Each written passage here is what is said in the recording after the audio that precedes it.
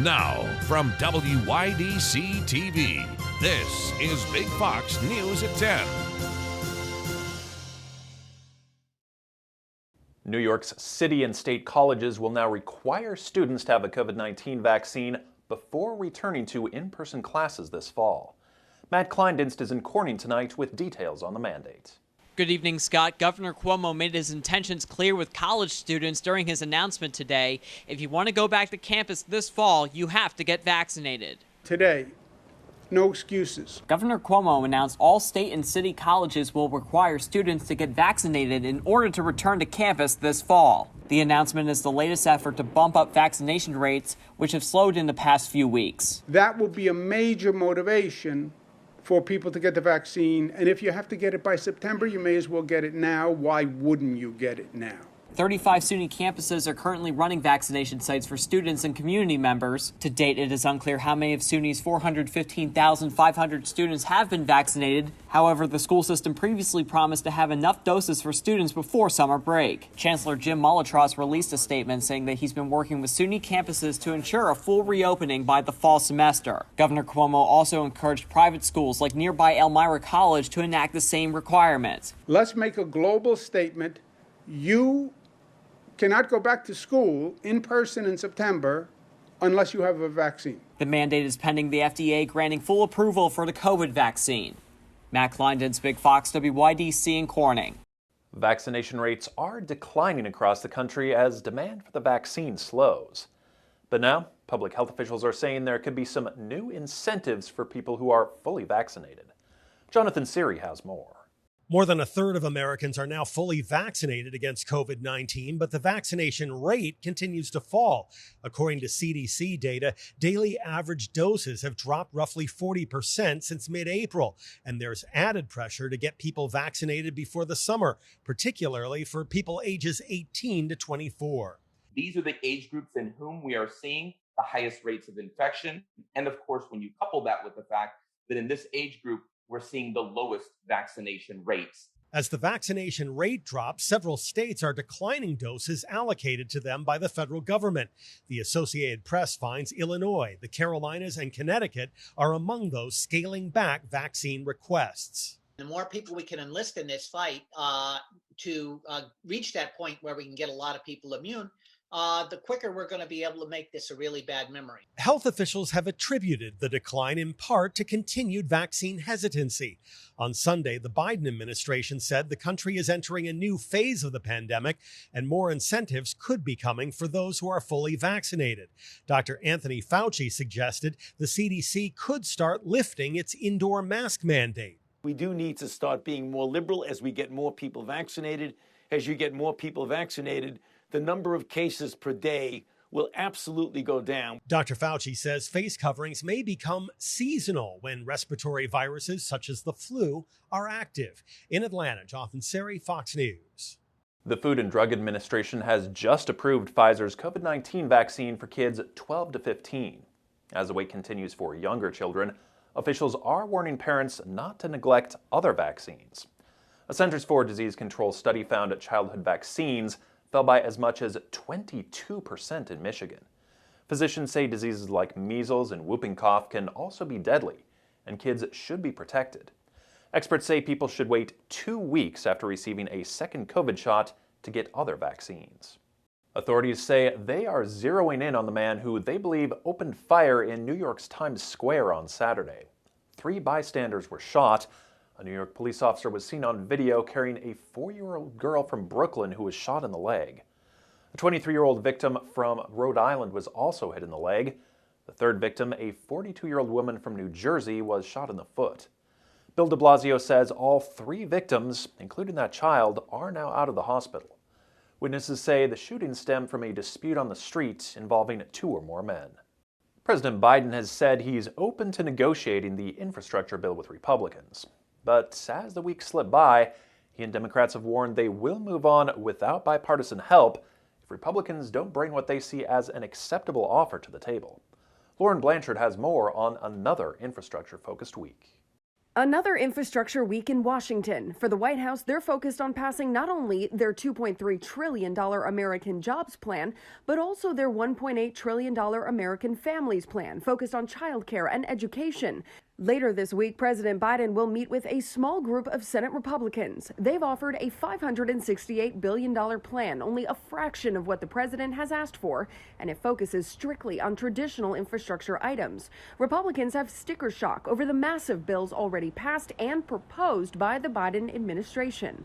Anytime you're talking about $7 trillion in spending in 1 year and you're not going to deficit spend, grab your wallet. I don't care who you are. Meanwhile, after a disappointing April economic report last week, the administration says they need to continue extra weekly unemployment checks, even as the report showed many employers were unable to find workers to fill open jobs. This unemployment insurance has been a lifeline, a survival, lifeline for so many Americans. The number one reason now that people aren't going back to work is what you said, fear.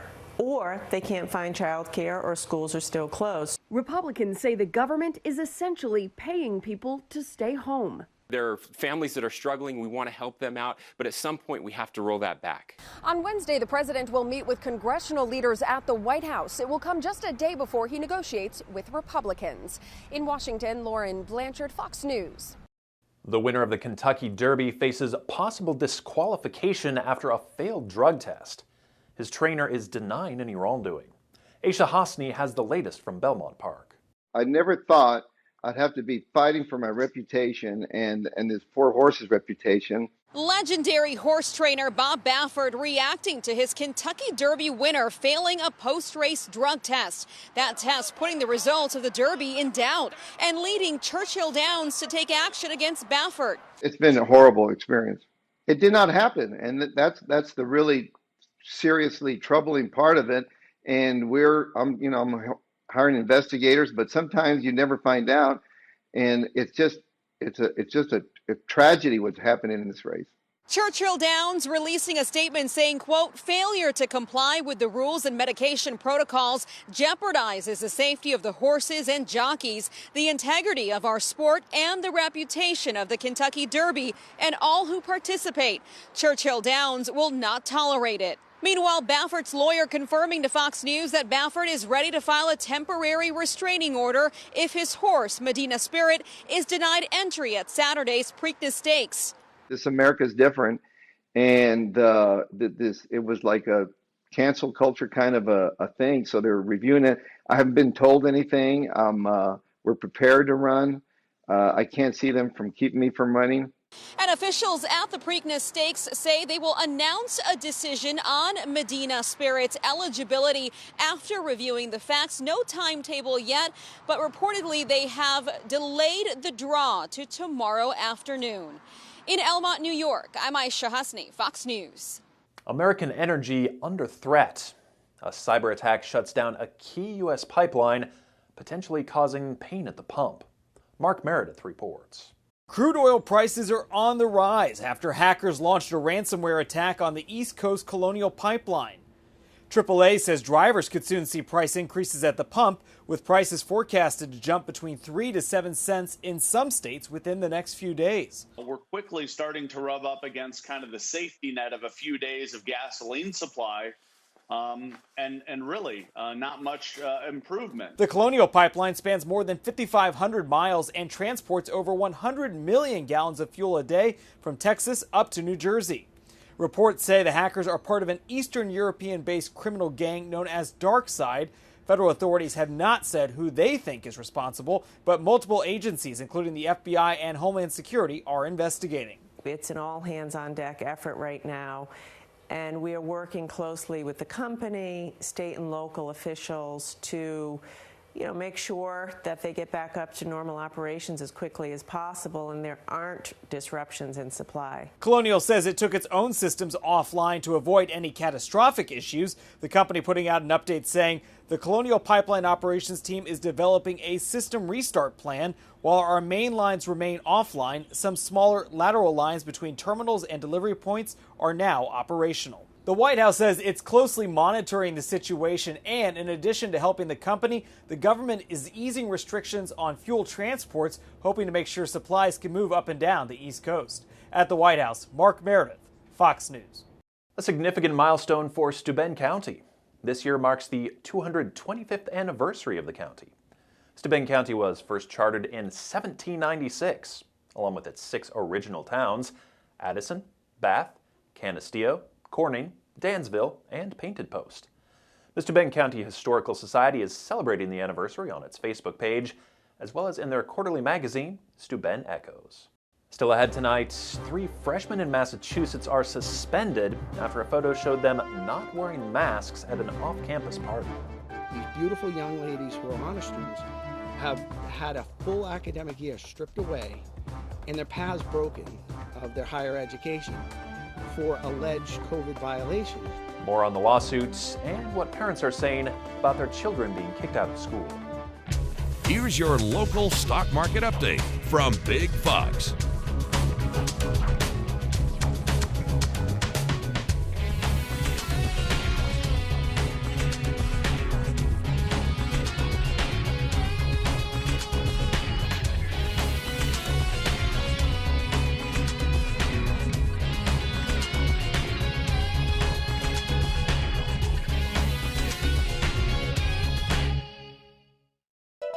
Now, your Twin Tiers forecast from Big Fox.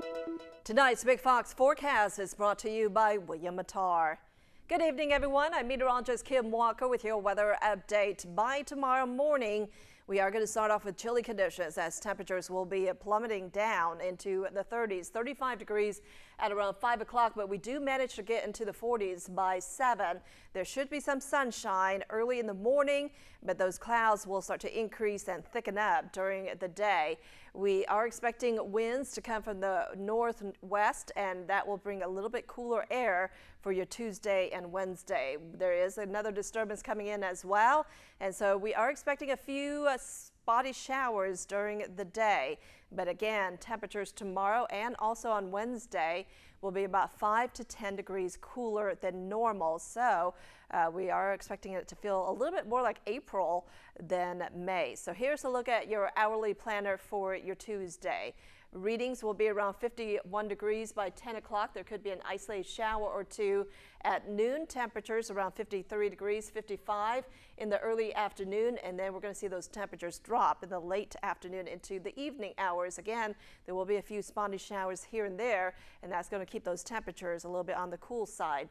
So our future radar is showing just a few clouds across our sky early tomorrow morning with a few isolated showers popping up, and then in the afternoon, a little bit more rain moving in. By 10 o'clock in the evening, if the moisture remains, there could be a few flurries near Hornell and Bath, as the colder air will cause the precipitation to be in the form of snow.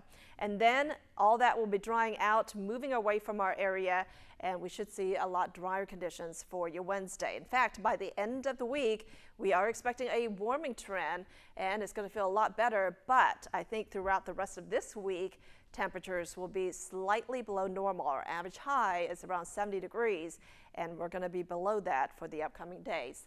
Tonight, it is definitely going to be cold, mostly clear conditions, a little bit more cloud cover in the morning hours. Lows will be around 34 degrees in Elmira, 35 degrees in Corning. Highs tomorrow will be in the mid-50s. So again, it's going to be about 10 to 15 degrees cooler than normal. There could be a few showers by the afternoon. Your extended forecast calls for a little bit warmer conditions on Wednesday with a high around 60, 65. Partly sunny skies on Thursday. We have another round of rain coming our way by the end of the week, but notice those temperatures will be a little bit warmer with highs in the mid to upper 60s. Closer to normal temperatures by Monday with a high around 67 degrees, and we should see a little bit of sunshine moving in by the afternoon.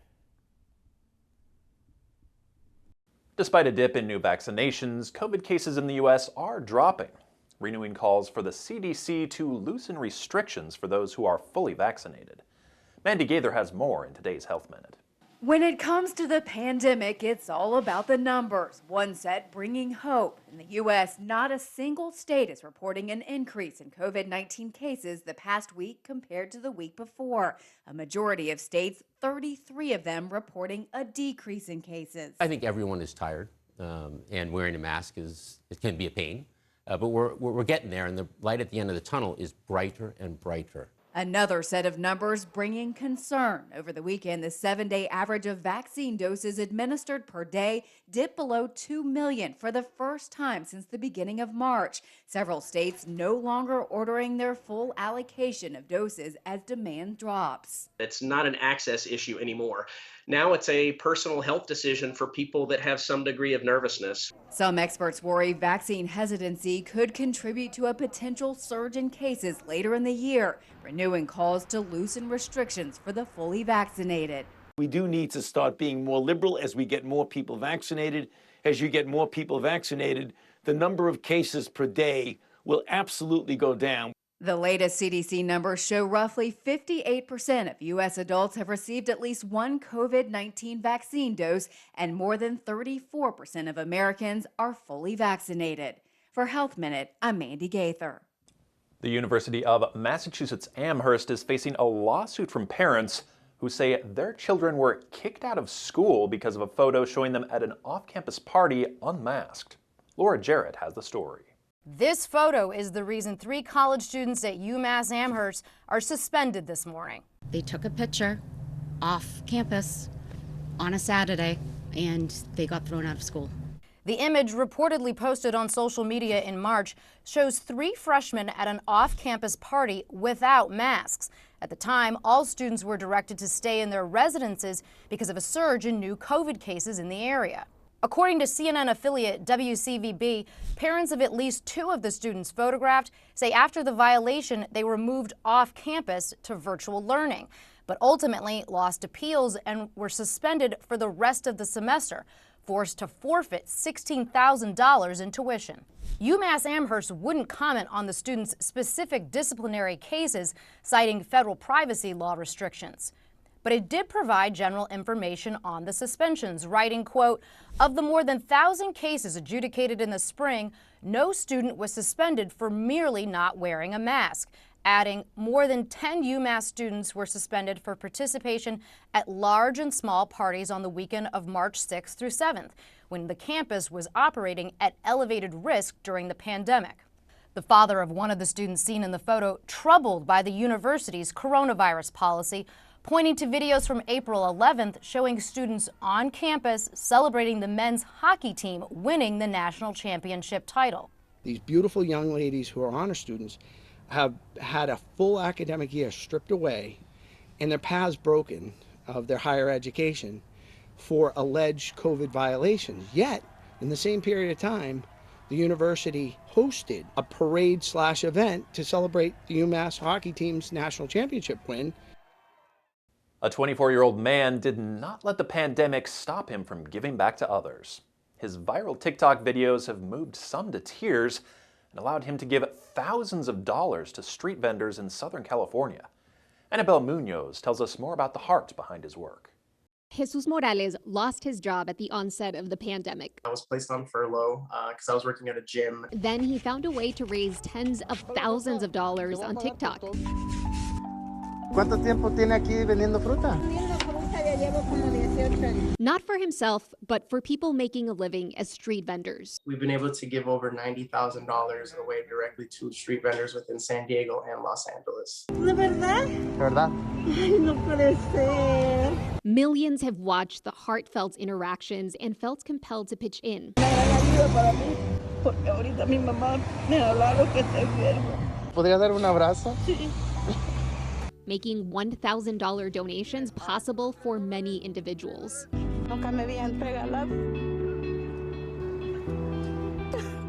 Some of the recipients are moved to tears in disbelief. Others humbly try to offer something in return or vowed to pay it forward. Morales says he was inspired by fellow creators doing the same type of work. He often asks street vendors what their biggest tip is.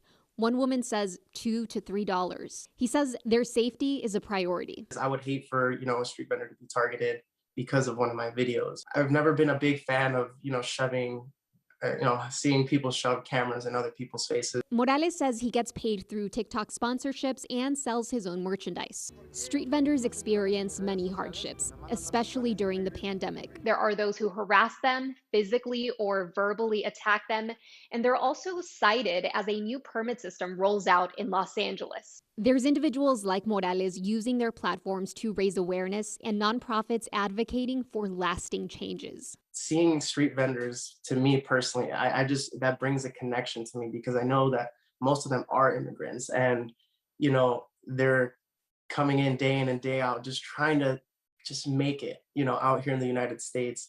A baby is alive in part thanks to 3 U.S. Customs and Border Protection agents. They were on a plane in Baltimore performing inspections when a mother told them her infant wasn't breathing.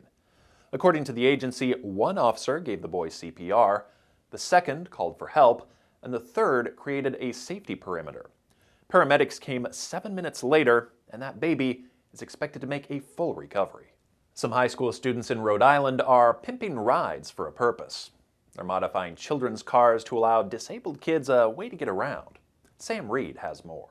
In a classroom at Davies Career and Technical High School, there's high hopes for the future. I'm proud and impressed. When it comes to Ed Martin's pre-engineering students, I think they're doing a great job. this car looks something similar to a hands-on Hot Wheels. This is what I call a kiddie car. It's specifically for children. And while that's true, it wasn't made for disabled kids. I would give my 110% because we're doing it for them. Until these students stepped up to make that possible. I think it would definitely be a nicer alternative, being able to do things that a normal kid that doesn't have a disability would be able to do. A few months ago, the class partnered with New England Tech. This is our first build that we're doing for the Go Baby Go project. They paint and prepare the cars for kids and then bring them here, where the group works in rotation to rewire, modify, and make suitable for kids who otherwise couldn't get around. A child that is disabled from, say, the waist down, can use their hands in order to drive the car backwards or forwards. They've spent countless hours, even after school, driving this project, making sure whoever gets them will ride safely in style. It would give them a total boost of confidence, which I think is really good for their self-esteem. This assignment is one they're grateful for. We want them to have a good childhood instead of, feeling down about themselves because they're disabled. The lessons learned will carry far beyond the classroom. It's not even about the grade. You're impacting a young child's life who's probably never going to forget that. We want to leave you with a smile tonight. If you love a daily nap, we might just have your dream job for you. A company called EachNight.com, which offers tips about sleep health and mattress reviews, is hiring a team of 5 nap reviewers. It's possible to start right away, but you have to be willing to take a nap every day for 30 straight days and then write about the experience. Each Night is trying to test out theories about the pros and cons of taking daily naps. Pay is $50 per nap, or $1,500 over the month. Applicants have to be over the age of 18 and must apply by May 31st. So, if you want to get paid for your snoozing skills, head to Each Night's website and fill out an application. Thanks so much for joining us, and have a great night.